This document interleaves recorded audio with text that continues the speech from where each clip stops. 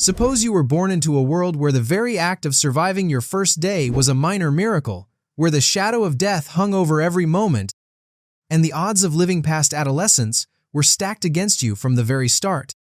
Imagine a time when the humblest cough could signal the beginning of your end, when hunger gnawed at the bellies of entire villages, and when the hope of a safe, comfortable life was not just elusive, but almost unimaginable. This is not the plot of a dystopian novel or the setting for a post-apocalyptic film.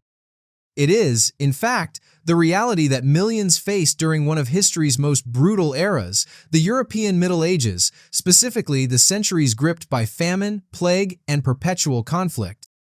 Why did this period, stretching from roughly the 5th to the 15th century, become synonymous with human suffering and desperation? How did ordinary people navigate a world where birth itself was a gamble and death a constant companion? By exploring the tangled roots of social, scientific, and psychological hardship, we can begin to understand why this era was, for so many, a true human nightmare that shaped not only their bodies and minds, but also the course of history itself. The fall of the Western Roman Empire in 476 CE marked the start of a long, tumultuous era in Europe. Cities that had once thrived as centers of learning, trade, and relative safety crumbled into fragments. Roads that used to bustle with merchants and scholars became overgrown and dangerous. The rule of law faded, and local warlords assumed power, their authority enforced more by the sword than by any sense of justice. For ordinary people, life became a daily struggle for survival. Population estimates are notoriously difficult for this time, but historians agree that the continent's numbers fluctuated wildly, often declining after waves of catastrophe. In the early Middle Ages, Europe's population may have hovered between 25 and 40 million tiny compared to today's figures.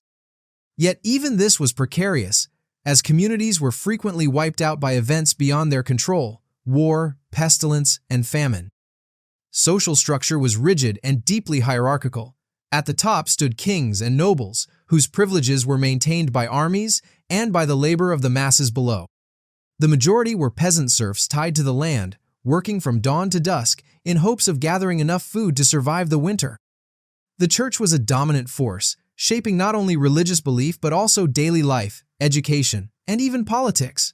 For many, faith was the only solace in a world filled with suffering. Medicine, as we know it, was almost non-existent. Most ailments were blamed on imbalances of the four humors: blood, phlegm, black bile, and yellow bilia theory inherited from ancient Greece. Doctors were few, and their treatments often did more harm than good. The best hope for recovery lay in home remedies, prayer, and, sometimes, sheer luck. The environment itself added to the misery. The climate during parts of this era was notoriously volatile, with periods like the Little Ice Age leading to failed harvests and starvation. Villages were isolated, cut off from supplies and news, leaving people vulnerable to whatever disaster might strike next. To be born during the Middle Ages was to enter a world fraught with peril from the very first breath. Childbirth itself was an ordeal, shadowed by risk for both mother and child. The absence of modern sanitation, the lack of skilled medical practitioners, and the prevalence of superstitious beliefs made the act of giving birth a dangerous, often fatal endeavor. Midwives relied on experience passed down through generations, but their tools were primitive, their knowledge limited by the constraints of contemporary science. Infant mortality rates were staggering. Modern estimates suggest that as many as 1 in 3 children died before reaching the age of 5, with many never surviving past infancy. The causes were manifold: malnutrition, unsanitary conditions, rampant infectious diseases, and congenital defects that went untreated or misunderstood. Even the act of cutting the umbilical cord could introduce deadly bacteria, while the lack of clean water meant that infection lurked everywhere. Families, knowing the odds, often refrained from naming their children until several weeks or months had passed, waiting to see if the new life would endure. Baptism was hurriedly performed, not only as a spiritual safeguard, but as a grim acknowledgement of life's uncertainty. The loss of a child was a common sorrow, woven into the fabric of daily existence. Yet, despite the pain, communities learned to persist, finding solace in faith, ritual, and the fleeting joys that marked their harsh reality. Nutrition posed another relentless challenge. Most peasants survived on coarse bread, gruel, and, if fortunate, a few vegetables or scraps of meat. The cycle of poor diet began before birth, as pregnant women rarely received the sustenance required for healthy development. This deprivation led to a cascade of problems: weak immune systems, stunted growth, and heightened vulnerability to disease. The threat of contagious illness loomed over every household. Smallpox, measles, diphtheria, and childbed fever, a bacterial infection following childbirth, were deadly visitors.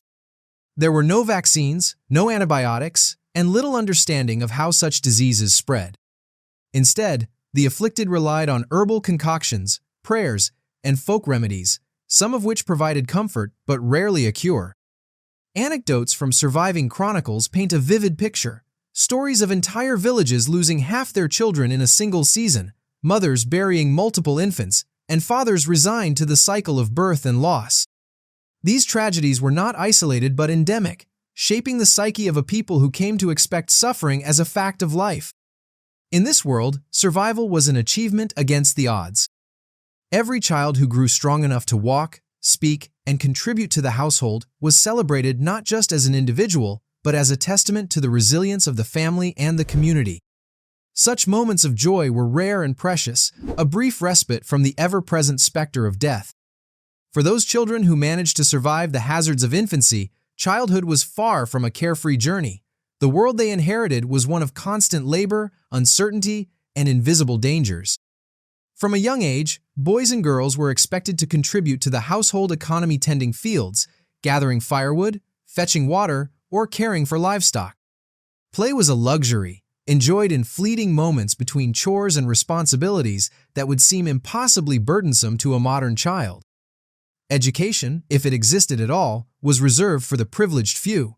Most peasants could neither read nor write, relying instead on oral tradition to pass down knowledge, stories, and survival skills. The church sometimes provided rudimentary schooling, but for the majority, learning was practical and immediate: how to plant crops, mend clothing, prepare food, and avoid trouble. Disease continued to stalk the vulnerable. The Black Death, the catastrophic plague that swept through Europe in the mid-14th century, wiped out millions, leaving entire towns deserted and reshaping the continent's demographic landscape. But even outside of such pandemics, smaller outbreaks of dysentery, typhoid, and influenza could devastate communities. Medical care, when available, was often rudimentary or misguided. Physicians clung to outdated theories, and treatments ranged from bloodletting to the use of charms and incantations. Hunger was a universal companion. Poor harvests meant famine, and famine could mean death. The medieval diet was monotonous and often insufficient, leading to chronic malnutrition. In lean years, families resorted to eating whatever they could find: acorns, roots, even bark. Accounts from the period describe mothers boiling grass to feed their children and entire villages reduced to foraging in the forests. Violence was another persistent threat. Wars, whether between rival lords or distant kingdoms, were frequent and brutal. Armies pillaged farmlands, conscripted able-bodied men, and left devastation in their wake. The peasantry lived in fear not only of foreign invaders, but also of the armed bands roaming the countryside, seeking plunder or revenge. Castles and fortified towns offered some protection, but for most, safety was an illusion. Religion, intertwined with every aspect of life, served both as a source of comfort and a tool of control. The church dictated moral codes, explained natural disasters as divine punishment, and offered salvation in the next life as a consolation for suffering in this one. Rituals and festivals provided moments of relief, a chance to forget hardship, if only briefly, but the underlying reality remained unchanged. The psychological toll was immense. Chronic stress, grief, and anxiety were woven into the medieval psyche. People coped by clinging to hope, supporting one another, and finding meaning in faith and tradition. Yet beneath this resilience lay an ever-present sense of vulnerability, a recognition that life was fragile, unpredictable, and often cruel. Still, even in such an environment, moments of joy and connection emerged. Families celebrated births, marriages, and harvests. Communities gathered for feasts and festivals, sharing laughter and stories around the fire. These sparks of happiness, though brief, illuminated the darkness, reminding everyone of the enduring human spirit. Despite their resilience, people of the medieval era lived under the perpetual shadow of death. It came in many forms: swift and merciless during epidemics, slow and agonizing through starvation, or violent and abrupt in the chaos of war. The average life expectancy hovered around 30 to 40 years, but this figure was skewed by the high rates of infant and child mortality. For those who managed to survive into adulthood, the threat of sudden demise never truly abated. Disease was the most relentless executioner. The infamous Black Death, which struck Europe between 1347 and 1351, eradicated an estimated one-third of the continent's population. Infected individuals suffered grotesque symptoms: blackened buboes, fever, and delirium before succumbing, often within days. The disease defied the era's rudimentary medical knowledge. Treatments ranged from bloodletting to the burning of aromatic herbs, none of which proved effective. Communities turned to prayer and penance, believing the plague to be divine punishment for collective sin. Other illnesses, less dramatic but equally lethal, circulated quietly. Tuberculosis, pneumonia, smallpox, and typhoid fever claimed thousands each year. Lacking antibiotics and vaccines, people relied on folk remedies and religious rituals. Sometimes, the afflicted were isolated or shunned, further deepening the loneliness of their final days. Chronic hunger exacerbated vulnerability to disease, weakening bodies and spirits alike. Death by starvation was a recurring horror. Crop failures, harsh winters, and poor harvests left villages on the brink. The Great Famine of 1315–1317, for example, devastated northern Europe, killing millions and driving desperate people to consume grass, bark, and even the flesh of dead animals. Entire families perished, and the social fabric unraveled as hunger eroded trust and compassion.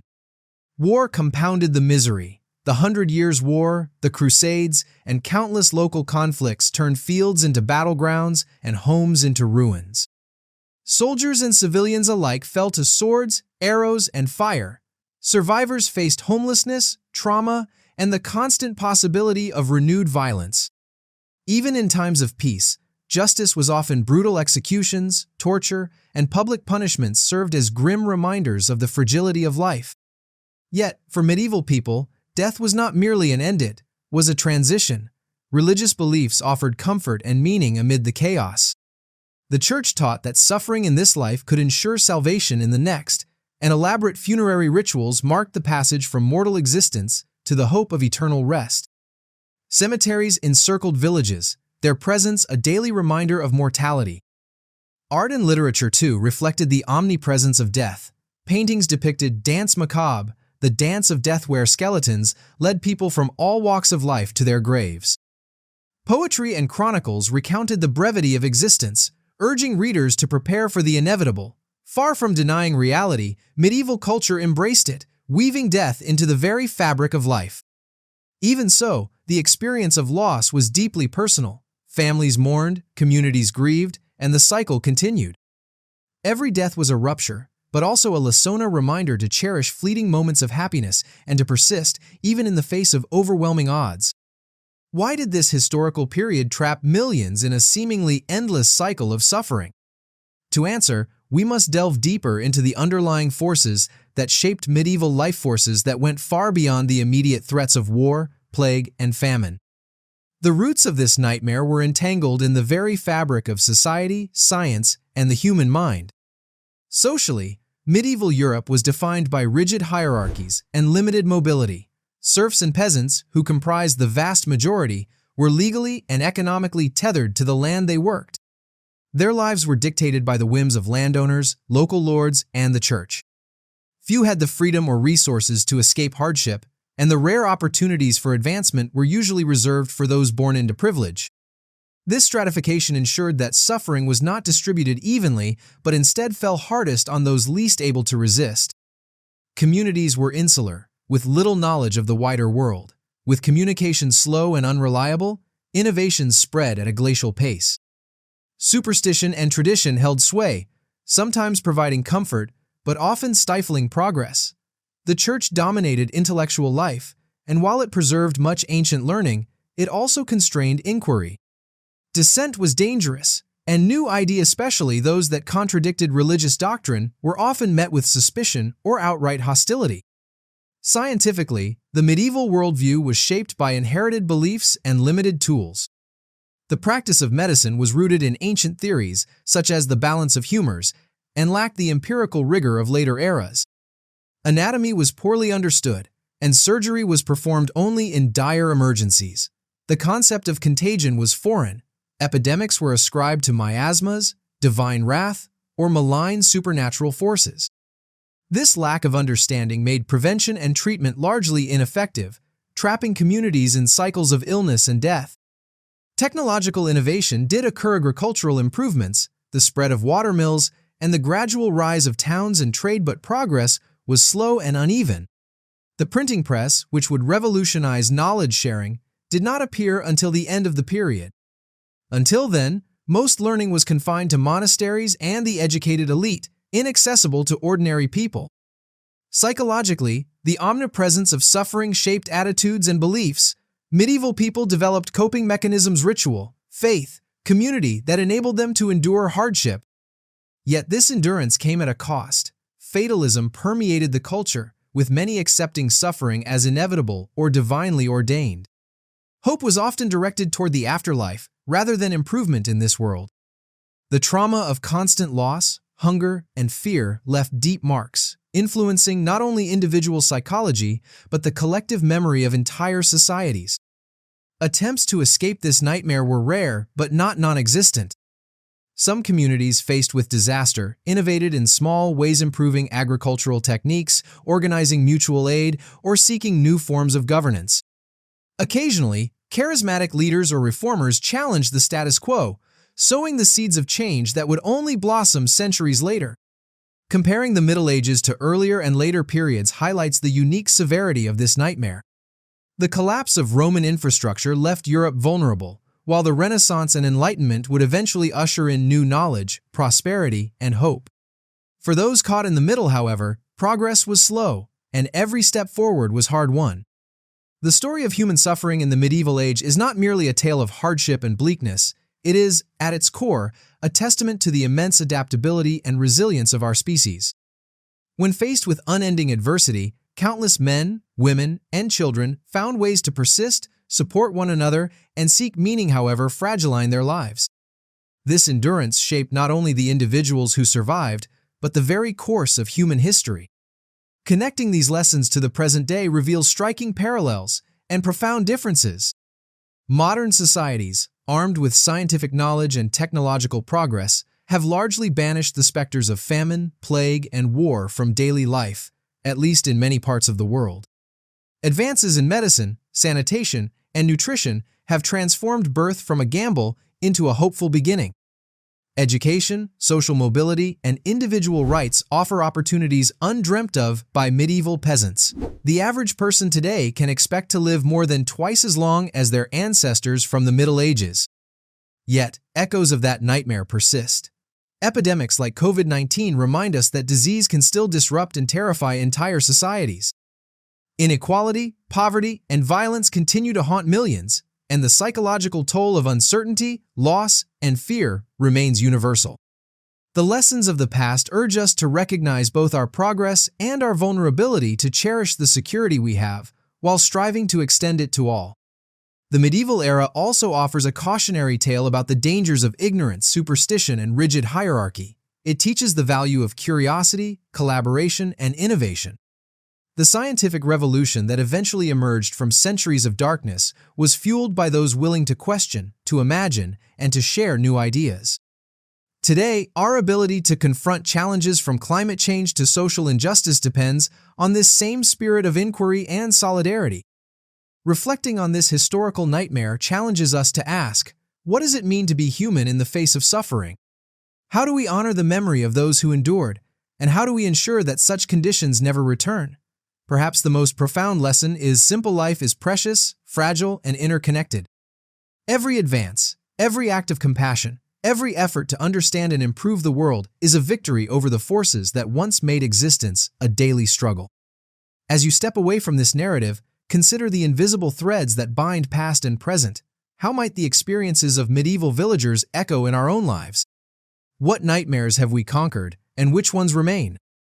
The journey from birth to death is no longer the nightmare it once was for most, but the story of those who lived through darkness serves as both a warning and an inspiration.